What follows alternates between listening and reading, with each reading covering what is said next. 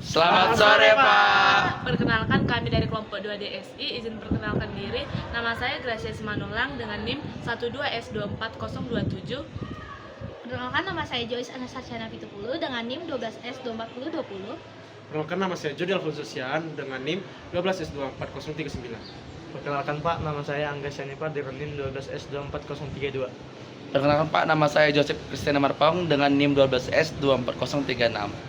Di sini kami akan menjelaskan tugas yang diberikan oleh Bapak Samuel. Selamat menyaksikan, Pak.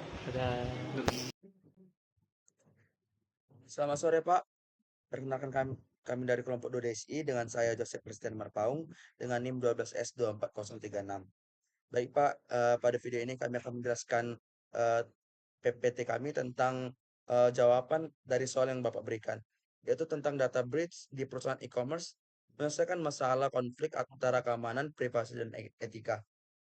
Di latar belakang Pak, di sini kami punya latar belakang itu ShopSeeker, di mana perusahaan e-commerce terkemuka yang berbasis di Indonesia baru saja menghadapi salah satu insiden keamanan data terbesar dalam sejarahnya. Data sensitif lebih dari 10 juta pelanggan, termasuk informasi keuangan, riwayat belanja, dan data keamanan, jika tersedia, telah terekspos akibat serangan cyber terorganisir. Celah keamanan ditemukan dalam sistem autentikasi dua faktor yang sebelumnya dianggap aman. Baik, masuk pada soal yang pertama itu tentang analisis, Pak. Di mana dia pertanyaannya adalah apa saja faktor-faktor yang berkontribusi pada terjadinya kebocoran data ini. Setelah dianalisis, Pak, ternyata ada 10 faktor yang menyebabkan kebocoran data ini, Pak. Yang pertama adalah celah keamanan dalam sistem autentikasi dua faktor, di mana sistem autentikasi dua faktor yang dianggap aman bisa memiliki celah keamanan yang dapat dieksploitasi oleh peretas. Yang kedua, serangan cyber terorganisir, di mana data bisa terekspos akibat serangan cyber yang terorganisir dan dilakukan oleh kelompok peretas yang berdedikasi. Yang ketiga adalah informasi sensitif yang terekspos, di mana data sensitif seperti informasi keuangan, riwayat belanja, dan data kesehatan dapat terekspos jika sistem keamanan tidak memadai. Yang keempat adalah tekanan untuk keputusan cepat, di mana manajemen yang berada di bawah ketekanan untuk membuat keputusan strategis yang cepat dan akurat bisa menyebabkan kebocoran data jika langkah-langkah keamanan tidak dijalankan dengan baik. Kelima adalah akses dari aplikasi, di mana aplikasi yang tidak aman atau rentan terhadap suatu serangan dapat menjadi pintu bagi peretas untuk mengakses data sensitif. Yang keenam adalah super user access, di mana hak istimewa super user jika tidak dikelola dengan baik bisa menimbulkan risiko penyalahgunaan atau eksploitasi yang menyebabkan kebocoran data. Yang ketujuh adalah akses dari data center, di mana kurangnya kontrol keamanan di data center meningkatkan potensi akses tidak sah yang dapat mengarah pada pencurian data.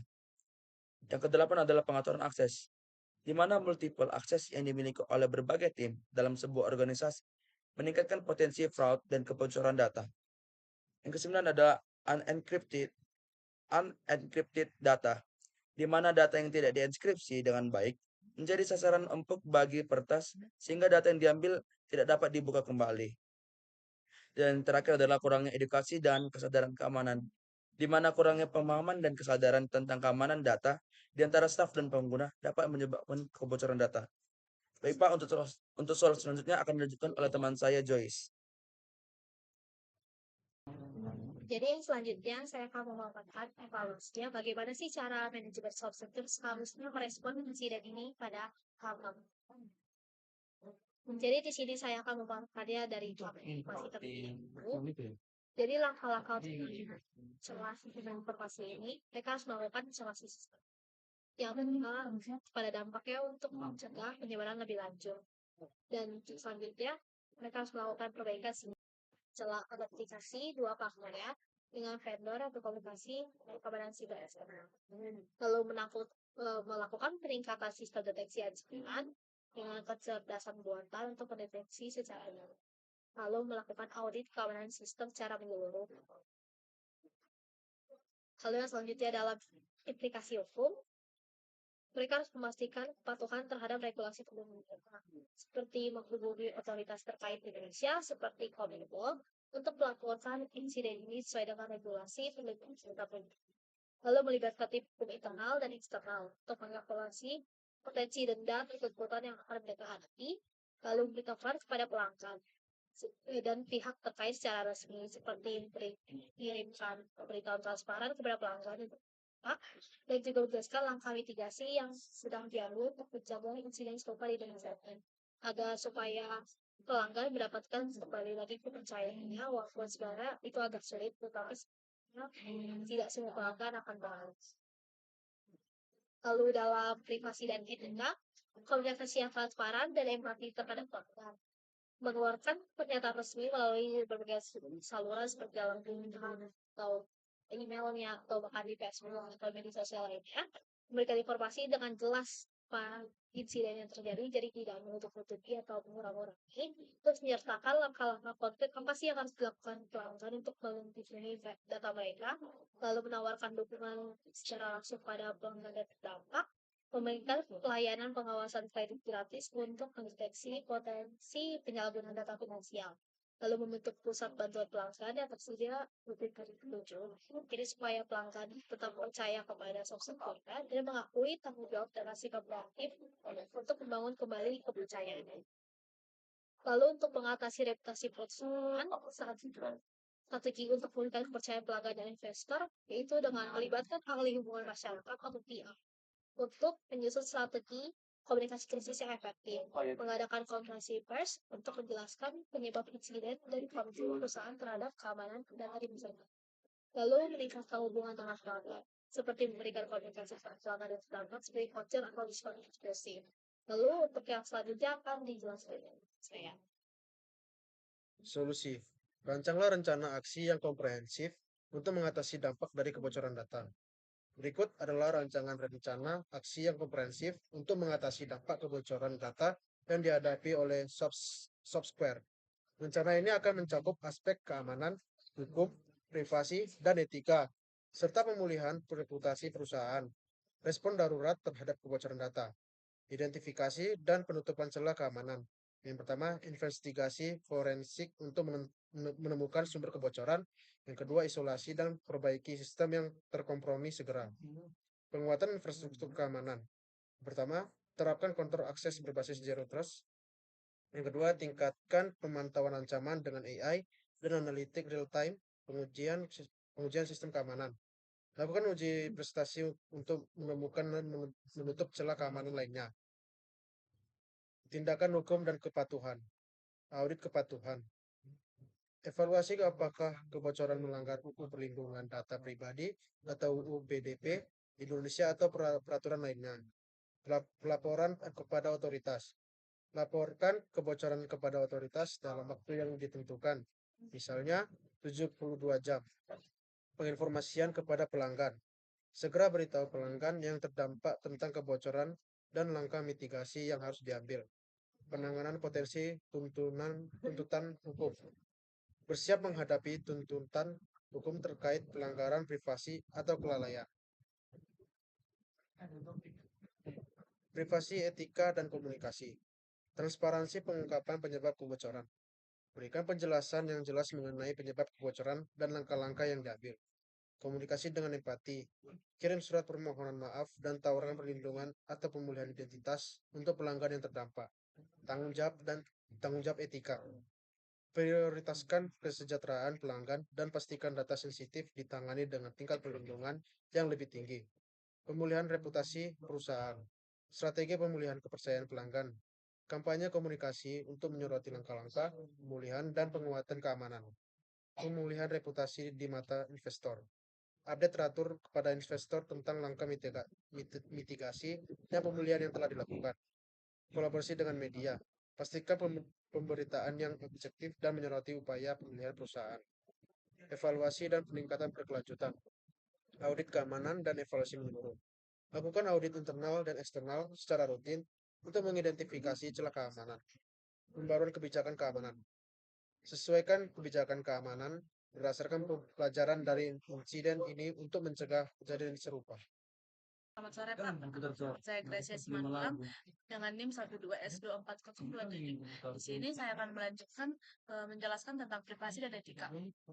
Di sini dikatakan bagaimana perusahaan dapat menyeimbangkan kepentingan bisnis dengan hak privasi pelanggan. Di sini terdapat delapan hal yang dapat menyeimbangkan kepentingan bisnis dengan aplikasikan. Yang pertama yaitu transparansi dan persetujuan. Perusahaan harus jelas dan transparan tentang data apa yang akan mereka kumpulkan dan bagaimana data tersebut akan digunakan. Pelanggan harus diberi informasi yang cukup untuk memberikan persetujuan yang diinformasikan. Yang kedua yaitu minimasi data. Hanya mengumpulkan data yang benar-benar diperlukan untuk tujuan bisnis tertentu. Ini membantu mengurangi risiko kebocoran data dan meningkatkan kepercayaan pelanggan. Lalu, yang ketiga, keamanan data. Mengimplementasikan langkah keamanan yang kuat untuk melindungi data pelanggan dari akses tidak sah, pencurian, atau kebocoran. Ini termasuk deskripsi, firewall, dan protokol keamanan lainnya. Yang keempat yaitu kepatuhan terhadap regulasi. Memastikan bahwa perusahaan mematuhi semua peraturan dan undang-undang privasi yang berlaku, seperti GDPR di Eropa atau CCPA di California. Ini tidak hanya membantu menghindari denda, tetapi juga membangun kepercayaan pelanggan. Lalu, yang kelima, hak akses dan penghapusan data. Memberikan pelanggan hak untuk mengakses data mereka dan meminta penghapusannya. Ini menunjukkan bahwa perusahaan menghargai privasi pelanggan dan mematuhi prinsip-prinsip etika. Yang keenam yaitu pelatihan dan kesadaran. Melatih karyawan terhadap pentingnya privasi data dan bagaimana mereka dapat membantu melindungi informasi pelanggan. Kesadaran ini di seluruh organisasi penting untuk memastikan praktik terbaik diikuti. Lalu, yang ketujuh, audit dan pematuhan berkala. Melakukan audit dan pematuhan berkala untuk memastikan bahwa kebijakan prosedur privasi data diikuti dan efektif. Ini juga dapat membantu mengidentifikasi era yang memerlukan perbaikan. Dan yang terakhir, yang kedelapan, yaitu kebijakan privasi yang jelas. Membuat dan mempublikasikan kebijakan privasi yang jelas dan mudah dimengerti, sehingga pelanggan tahu hak dan perlindungan apa yang dapat mereka terima. Baik Pak, di sini saya akan menjelaskan tentang soal nomor terakhir yaitu rekomendasi. Di sini rekomendasi saya yang pertama adalah satu, menghindari situs phishing. Jika kita mendapat tautan dari email yang mencurigakan, jangan asal mengeceknya atau mengunjunginya karena itu berpotensi untuk memancing agar si pengirim dapat mengakses berbagai data yang kita simpan. Yang kedua, pendidikan kesadaran keamanan.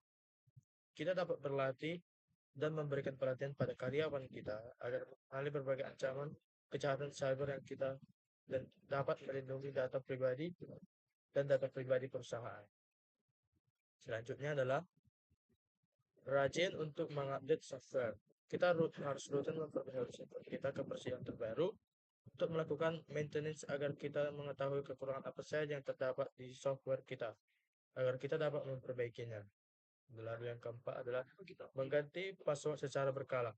Kita perlu melakukan ini agar kualitas kesulitan dalam mencari password kita. Lalu yang terakhir adalah membuat tim keamanan software agar ada tim yang bertanggung jawab dalam mengamankan data yang terdapat di software kita dan itu akan memperingankan pekerjaan kita.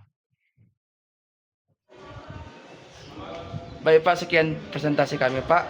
Thanks for watching. Bye-bye. Kasih kami nilai ya Pak.